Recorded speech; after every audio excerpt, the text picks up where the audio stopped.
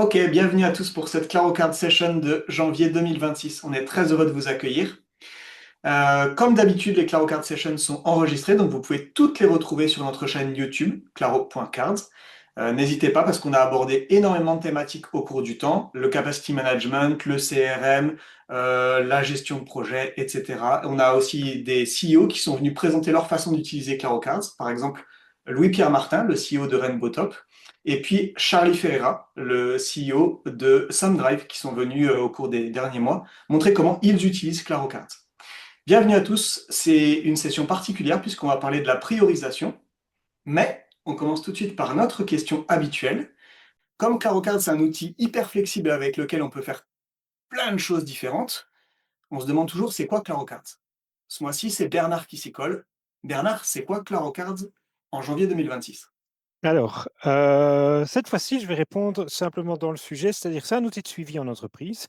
Et aujourd'hui, on va suivre des choses. Il y a la question de cette priorisation. Et donc, là où Claro est particulièrement efficace, c'est sur de la catégorisation. En fait, c'est un outil de suivi par catégorisation. Et la catégorisation, c'est quoi? C'est de mettre des choses dans des cases, des projets, des idées, des tâches, des bugs, whatever. Ce que vous suivez dans Claro, en fait, les catégoriser pour les mettre dans les cases et les voir plus clairs. Donc, c'est un outil de catégorisation pour du suivi en entreprise. Ok, trop bien. Allez, je te challenge un tout petit peu. Est-ce que tu as des exemples concrets, c'est-à-dire la définition un peu théorique, mais de façon concrète, si tu devais faire bullet points? Clarocards peut être utilisé pour en fait organiser des emails qui rentrent tous dans la même boîte, mais on en reçoit tout ou plein. Et la question c'est, ah oui, mais ça fait beaucoup d'emails et il y en a peut-être pour certains départements, des commandes, des devis, et on les catégorise, voilà. Et donc après, c'est chacun doit voir les mails qu'il doit traiter. Si dans cette entreprise-là, par exemple, ils arrivent tous au départ dans la même boîte pour différentes raisons et qu'on veut les dispatcher, faire en sorte que chacun voit les mails qu'il doit traiter, c'est un problème de catégorisation. Et ça se fait très bien, très très bien avec Claro. Et oui, et juste pour rebondir sur ce cas d'utilisation, cette boîte, elle reçoit 300 emails par jour.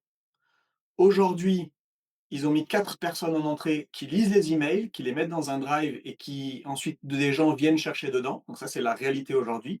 Demain, avec Clarocards, les emails arrivent, donc les 300 emails toujours, sont automatiquement mis dans Clarocards et sont à un certain pourcentage, on vise 80-90%, automatiquement affectés à la bonne personne, au bon site, dans le bon process, en fonction de si c'est une commande, un devis, etc. Voilà ce qu'on peut faire avec Clarocards. Voilà. Et c'est un excellent exemple de, évidemment, se pose après encore, quand on a beaucoup de choses à suivre, par exemple des emails, mais ça peut être des tâches, des idées, whatever, se pose la question de comment est-ce qu'on priorise. Et donc, c'est le sujet d'aujourd'hui. Et sans transition, je vous propose de partager mon écran et de vous introduire à quelques techniques de priorisation. Il y en a beaucoup qui existent. On vous en propose quelques-unes euh, avec évidemment l'implémentation Claro.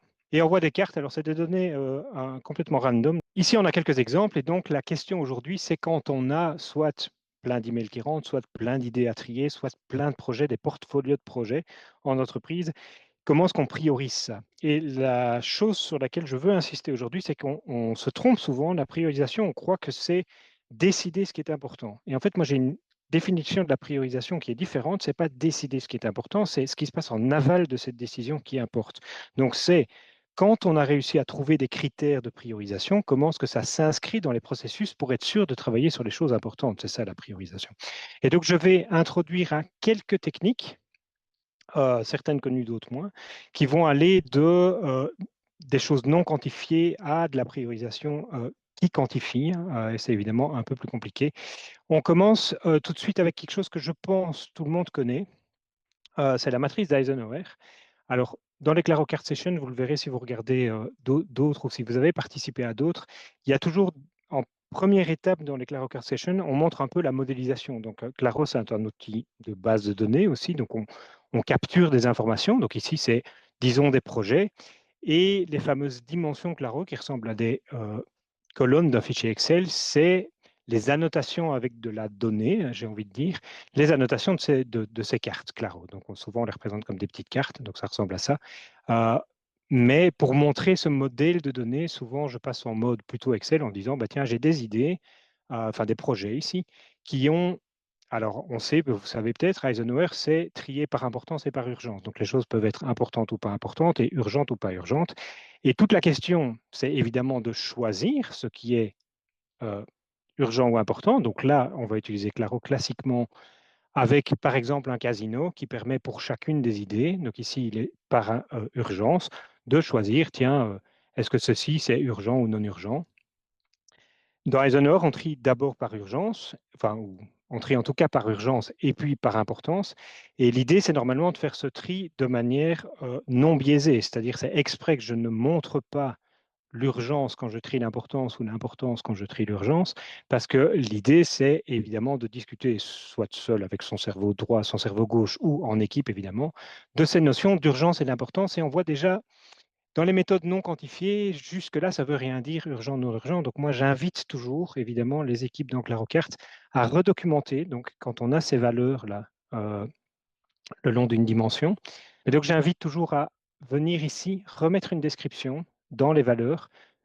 Par exemple, bon, l'urgence, souvent on sent, c'est quelqu'un qui attend, là c'est urgent. Pour l'important, c'est déjà un peu plus compliqué. Donc moi, j'invite les équipes à dire, ça veut dire quoi important? Ça veut dire quoi important? Cette question-là va évidemment, naturellement, amener à ces notions de quantification qui, en fait, derrière sont importantes.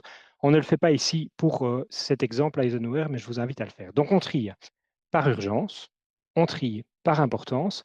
Et si vous connaissez cette matrice d'Eisenhower, ça donne des cases important, urgent, important, non urgent, pas important, urgent et pas important, non urgent, avec quelques exemples ici de cartes qui ont été triées.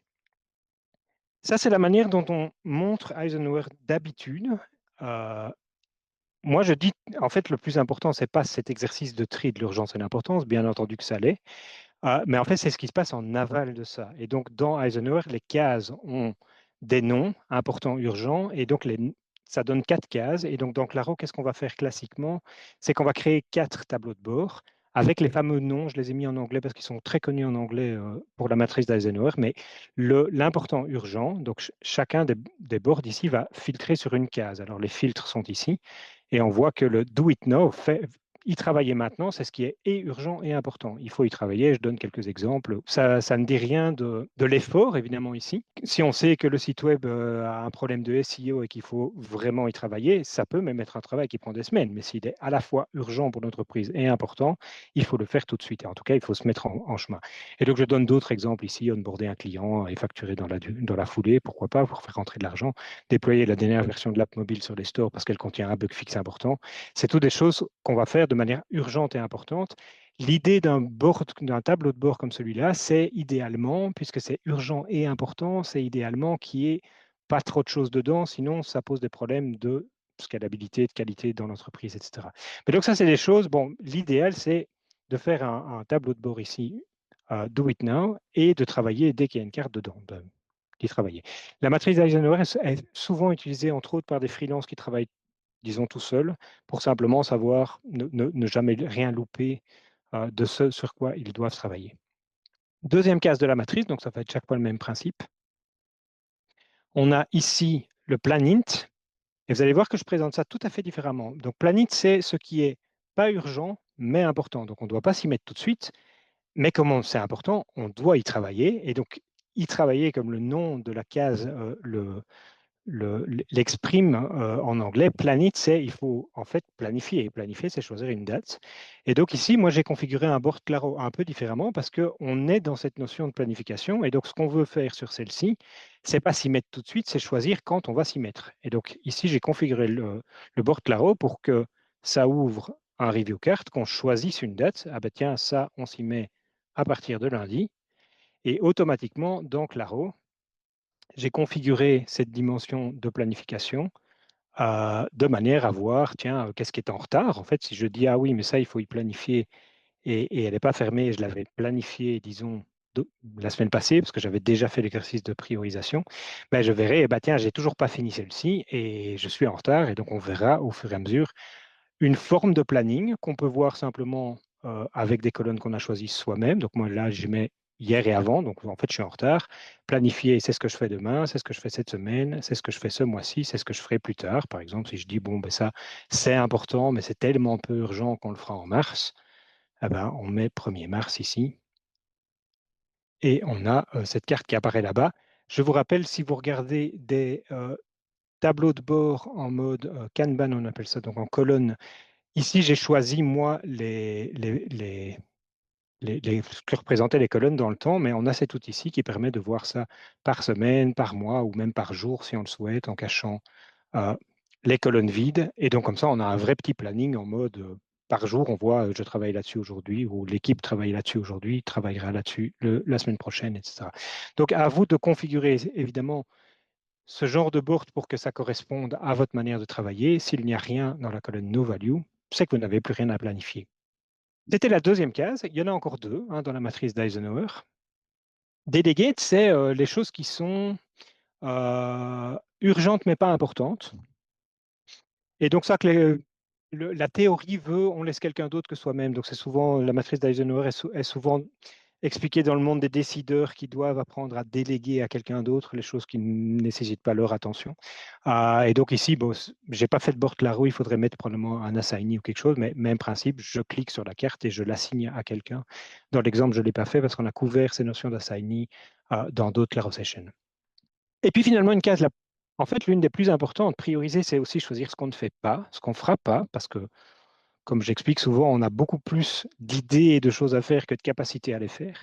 Et donc, il y a la quatrième case, non urgent et non important, où dans la théorie de la matrice Eisenhower, on dit, ben ça, vous ne les faites juste pas. J'ai souvent vu en pratique, c'était extrêmement difficile, et pour moi et pour d'autres, de dire qu'on n'allait quand même pas le faire, ce qui dit quelque chose de la priorisation en termes d'importance, que même les choses qui paraissent pas importantes sont importantes pour quelqu'un d'autre, quelque chose comme ça. Donc, Laro, vous faites comme vous voulez. Moi, ce que j'ai proposé dans ce board ici, c'est, alors évidemment, vous pourriez prendre la carte et la supprimer, hein. Ça, c'est une manière évidemment de dire on ne fait pas, c'est carrément enlever l'info. Une manière un peu plus soft, c'est d'archiver la carte. Donc ici, on a archivé la carte et comme, alors c'est déjà du Claro un petit peu avancé, mais archiver une carte, c'est jamais qu'une dimension comme une autre. Et donc vous pouvez ici, donc j'ai pas affiché les cartes archivées, et du coup, si je décide de faire ça, la carte elle va être archivée, et donc elle va aussi disparaître de absolument tous les autres boards Claro. C'est comme si elle n'existait plus, sauf si sur un board, on demande de voir les cartes archivées. C'est une dimension comme une autre. Et donc ici, on a cette matrice d'Eisenhower qui permet d'avoir des idées, de les trier par urgence, par importance, de savoir ce sur quoi on doit travailler tout de suite, ce qu'on doit planifier dans le temps, ce qu'on doit déléguer à quelqu'un d'autre et ce qu'on doit simplement ne pas faire. Ou si on veut quand même le faire, décider que ce n'est pas si peu important que ça. Alors, technique de priorisation 2, Moscow. Euh, si vous ne connaissez pas, c'est les acronymes de must, should, could and won't, c'est-à-dire on doit, on devrait, on pourrait, on ne fera pas. Donc il y a aussi cette notion de on ne fera pas qui existe dans beaucoup de techniques de priorisation, c'est choisir ce qu'on ne fait pas, en fait, c'est quasi le plus important. Et donc ici, en fait, on n'a qu'une dimension.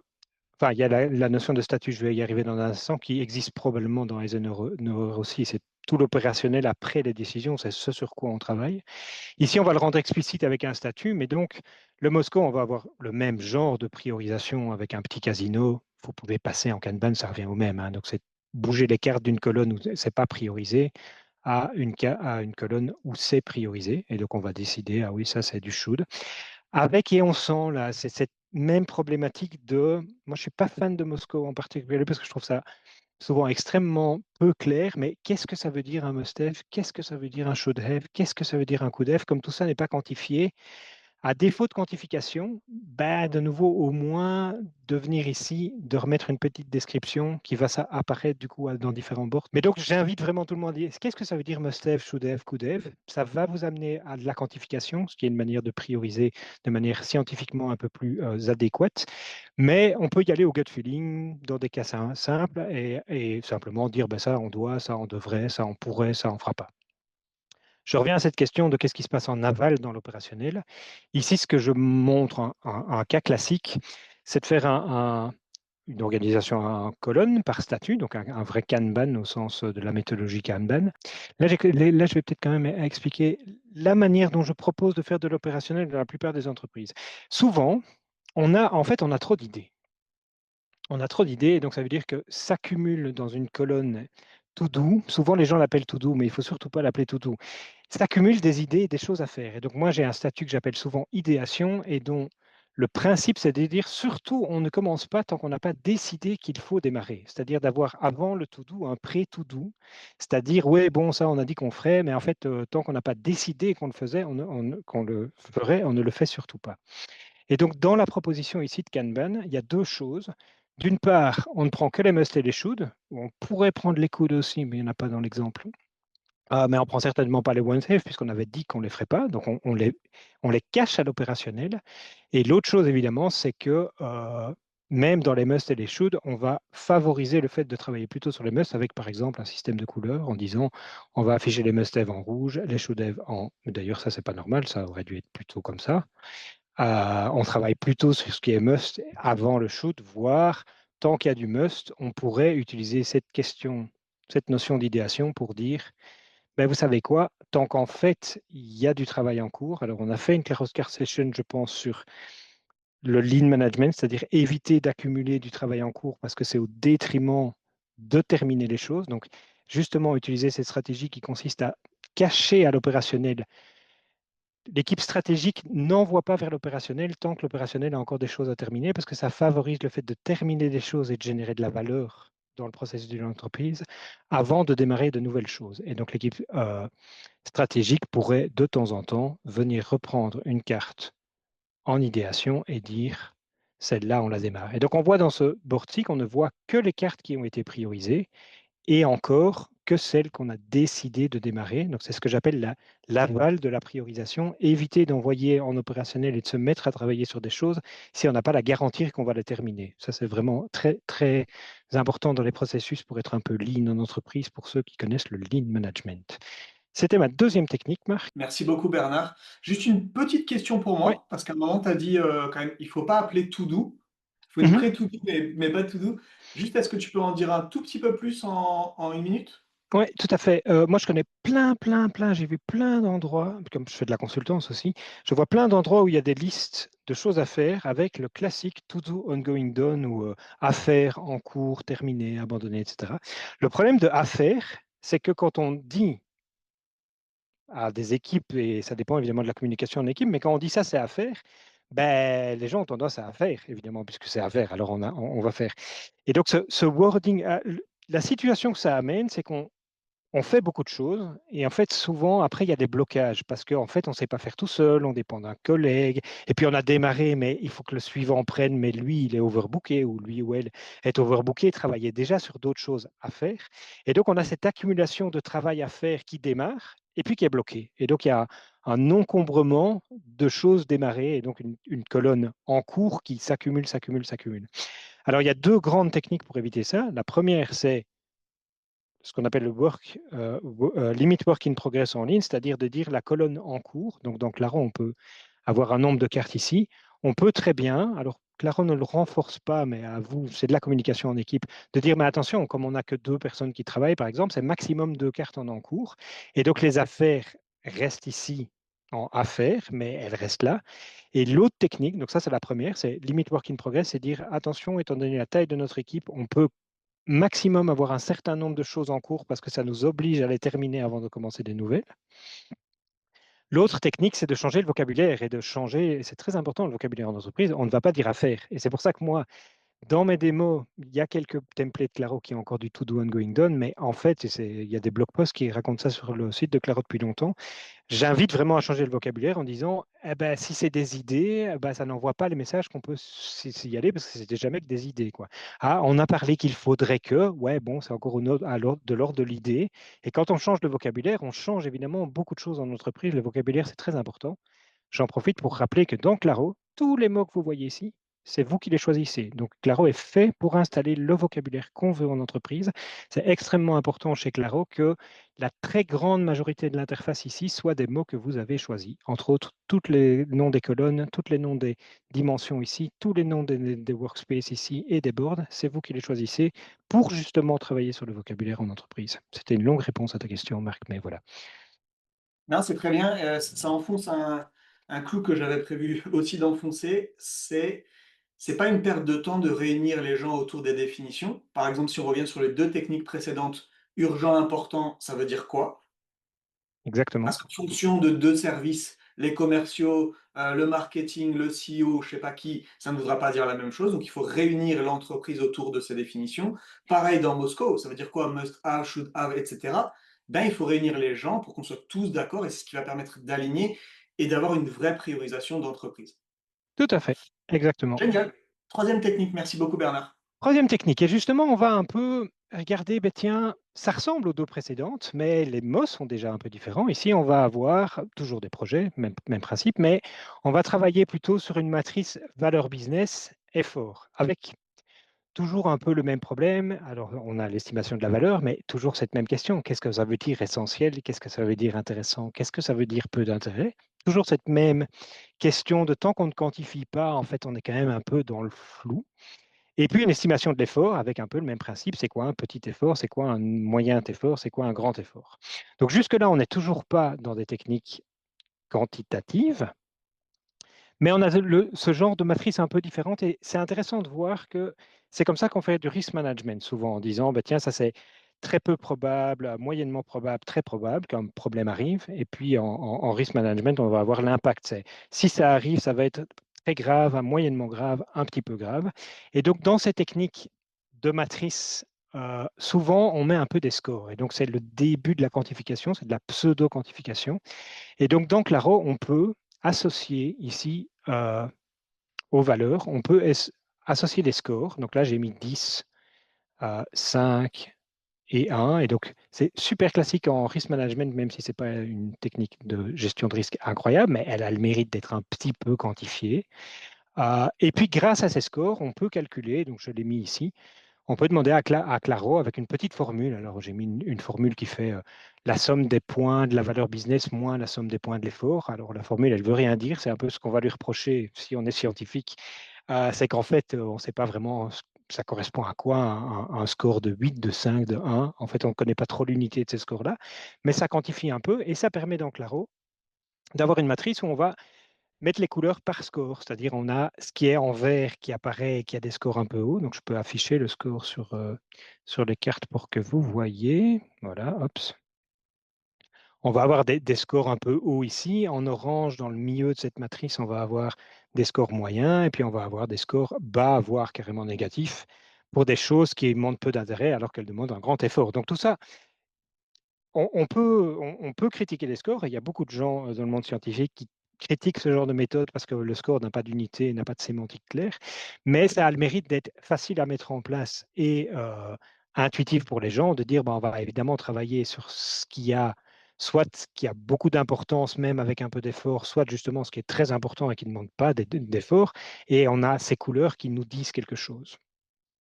Si je reviens à cette question de ce qui se passe en aval, ben là aussi, on va faire. Alors ça, c'est un exemple.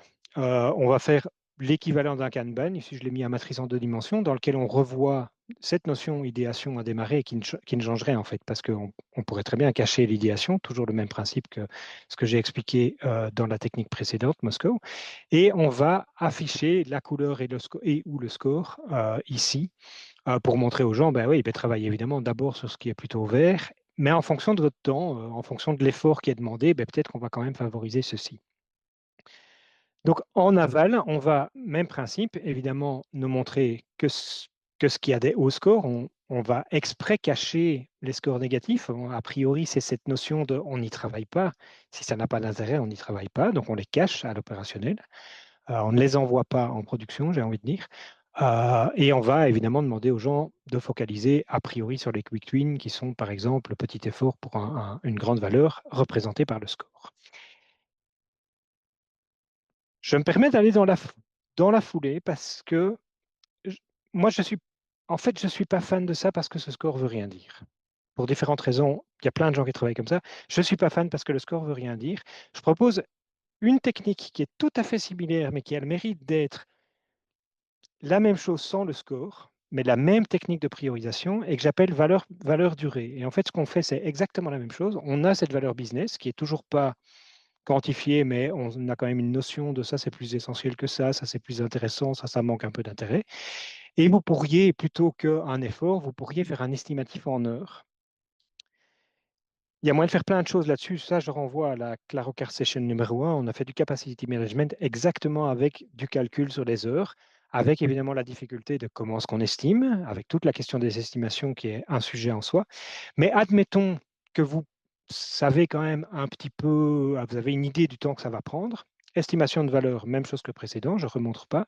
Estimation de durée, en fait, dans Claro, vous pouvez, en modélisant donc toute cette modélisation des dimensions nombres, hein, vous pouvez décider de dire ça c'est un demi-jour, un jour, 2 jours, 4 jours, plus de 4 jours, avec cette technique où on met ça en nombre d'heures sur la carte. Donc ici c'est un vrai nombre.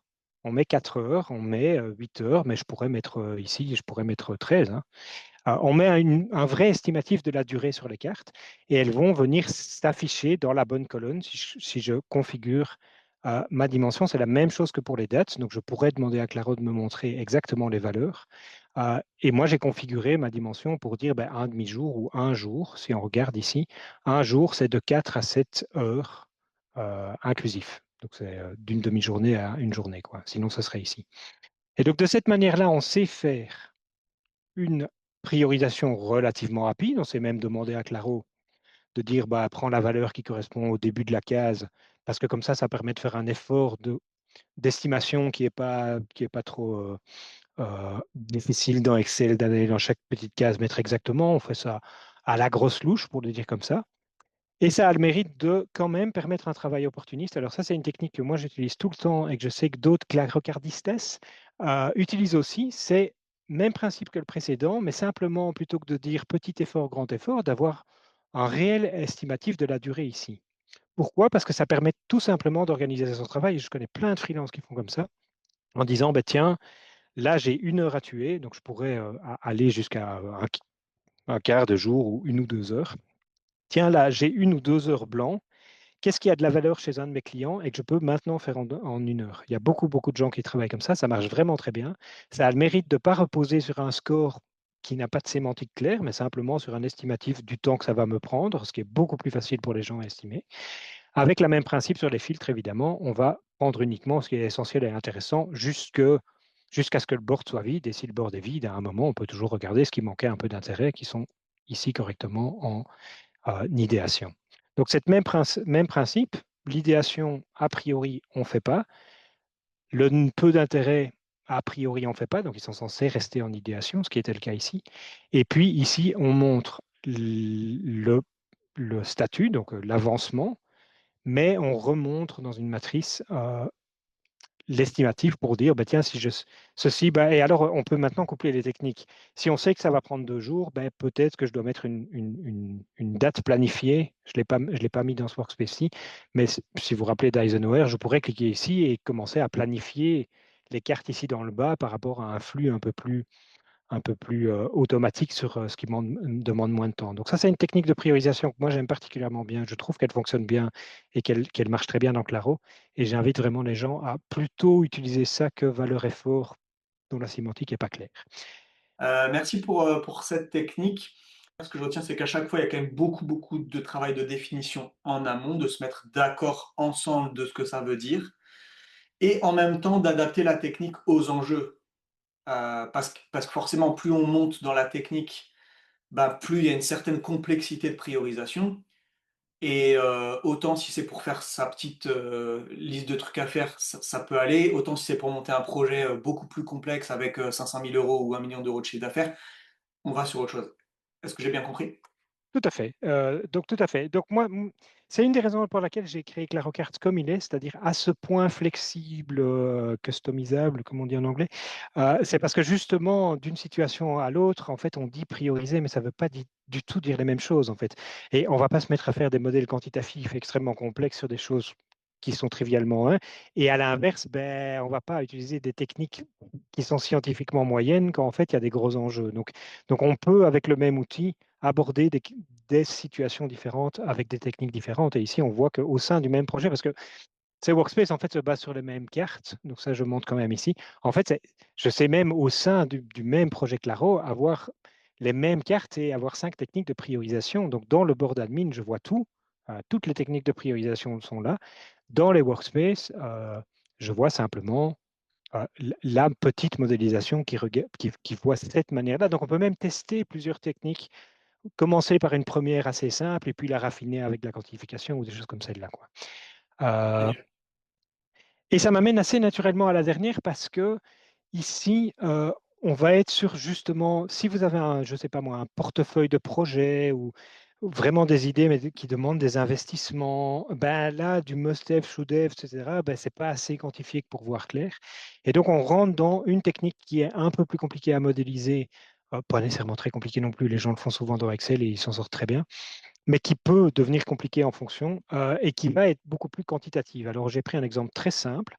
Vous avez des projets ou des idées ou des choses à faire, disons un portefeuille de projets, et admettons, ou un portefeuille d'amélioration de choses à faire dans l'entreprise qui améliore, et admettons, et le problème de la quantification, mais en fait c'est toujours le même problème, admettons que vous savez estimer le coût, combien ça va coûter de faire ce projet, et un revenu, disons, mensuel. Donc, j'ai pris ici une formule, il y a une formule derrière de retour sur investissement.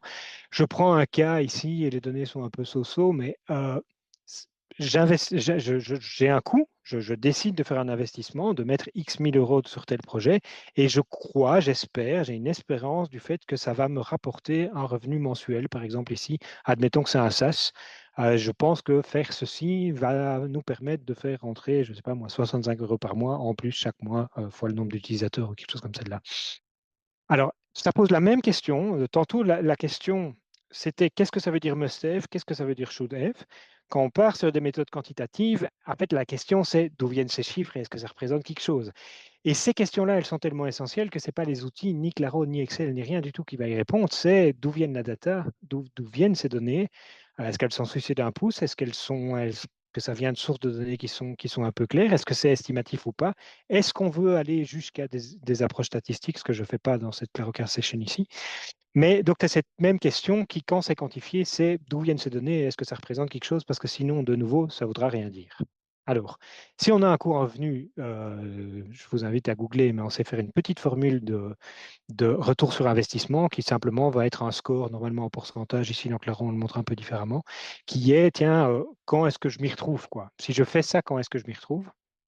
Donc, on va avoir même principe que le précédent, on met des vrais coûts sur les cartes, mais on peut discrétiser ici pour discuter en équipe. Tiens, est-ce que tu es d'accord que ça coûterait entre 1000 et 5000. Et donc, on peut refaire de la catégorisation. J'avais dit, Claro, c'est un outil de catégorisation, je l'avais dit en introduction.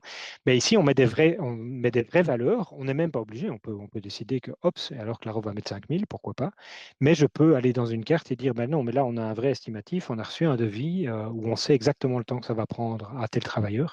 Donc, on sait voir un peu notre estimation de coût comme ça, notre estimation de revenus avec exactement la même technique. On met des revenus réels estimés, on suppose, parce que ça, c'est regarder le futur, c'est toujours un peu compliqué. Et on peut quand même essayer de voir un peu est-ce que l'équipe est à l'aise avec ces hypothèses-là, sans rentrer dans des démarches statistiques plus avancées.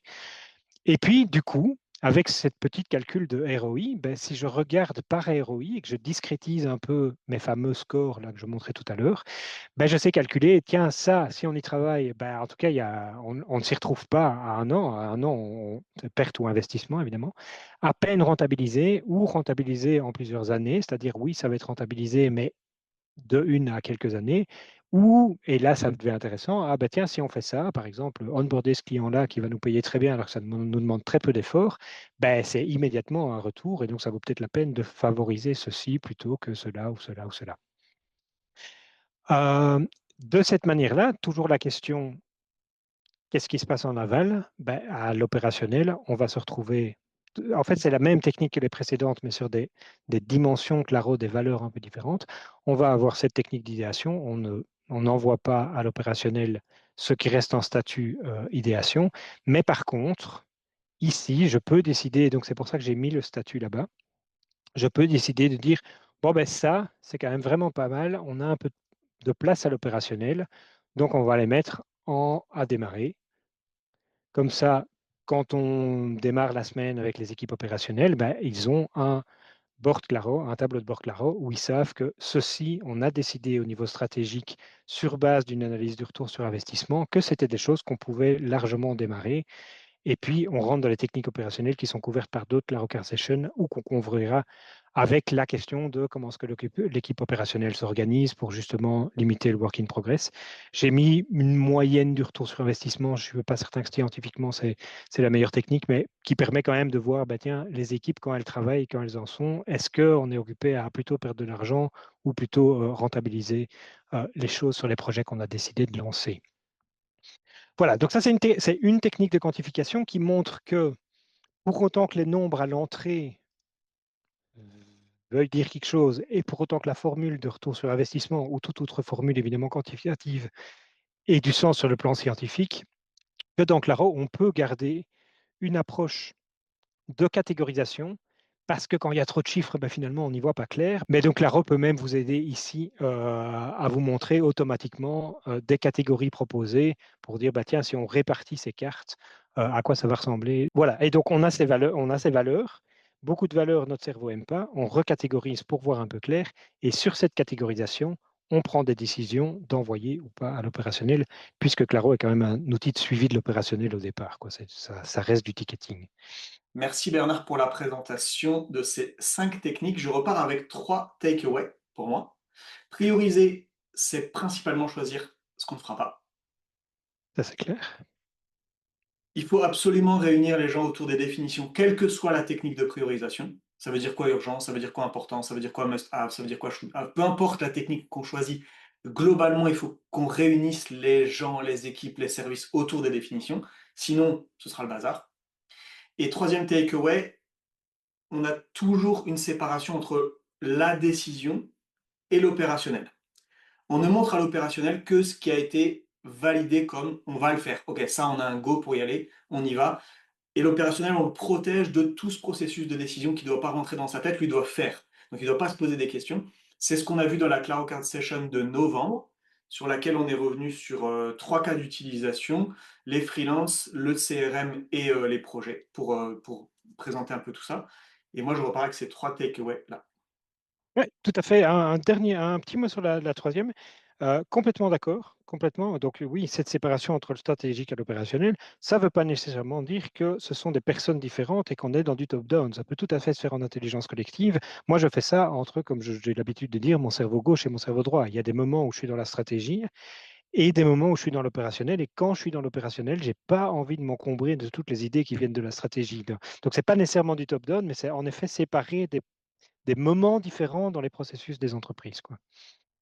Et tout ça contribue à diminuer la charge mentale parce qu'on a moins d'infos. Clarocard, c'est la bonne info pour la bonne personne au bon moment. Et des Exactement. fois, on est plusieurs personnes, on fait à la fois de la décision et de l'opérationnel, mais au moins, quand on est dans la décision, on a seulement les infos pour la décision, et quand on est dans l'opérationnel, on a seulement les infos pour l'opérationnel. Tout à fait. Et tu fais bien. Et il faut, je crois que c'est la Clarocard Session 7 ou la 6, mais en effet, il y a une Clarocard Session où ici, les workspaces de Claro représentaient des techniques de priorisation. On a dans la Clarocard Session précédente, et c'est un grand classique dans Claro, utilisé plutôt les workspaces pour séparer les moments du processus avec des moments de collecte de l'information, des moments de priorisation stratégique, des moments d'opérationnel et des moments de recommunication. C'est un grand classique dans les templates qu'on fait chez Claro. Ici, il est un peu spécial parce qu'on voulait montrer des techniques, mais souvent les workspaces correspondent plutôt à ces grands moments. J'en ai 4, moi, collecte, stratégie, opérationnelle, communication, très très important. Et on a couvert ce sujet-là dans la Claro Card Session, je pense précédente dans la 6. De novembre, Oui, exactement. tout à fait. Avec la Clarocard Session de novembre, on revient un peu sur l'ensemble de ces 4 moments clés, quel que soit le projet, en fait, quelle que soit l'idée. Bernard, un mot de la fin? Happy clarification, je suis repassé un peu sur tous nos mails transactionnels, etc. Et à chaque fois, c'est ce footer qui dit on vous souhaite une excellente clarification avec un cas, c'est-à-dire voir plus clair dans vos données et suivre vos processus d'entreprise de manière visuelle, lean, agile et tout ce que vous voulez, parce que ça fait des entreprises plus efficaces. Voilà. Génial, des entreprises plus efficaces, des collaborateurs dont la charge mentale diminue. Un peu de bien dans ce monde, ça fait pas de mal. En tout cas, merci beaucoup d'avoir Exactement. assisté à cette Clarocard Session de janvier 2026. Très heureux de vous avoir eu à nos côtés. Et bien sûr, on est à votre disposition pour toutes vos questions, tous vos cas d'usage, tout ce que vous souhaitez. On vous encourage à nouveau à rejoindre le Slack. C'est vraiment l'endroit idéal, vous ou vos collaborateurs, hein. C'est pour tout le monde. Donc rejoignez le Slack. Que tout le monde se sente à l'aise de poser des questions. On sera très heureux d'y répondre. Et on vous dit à février pour une prochaine Clarocard Session. Merci beaucoup.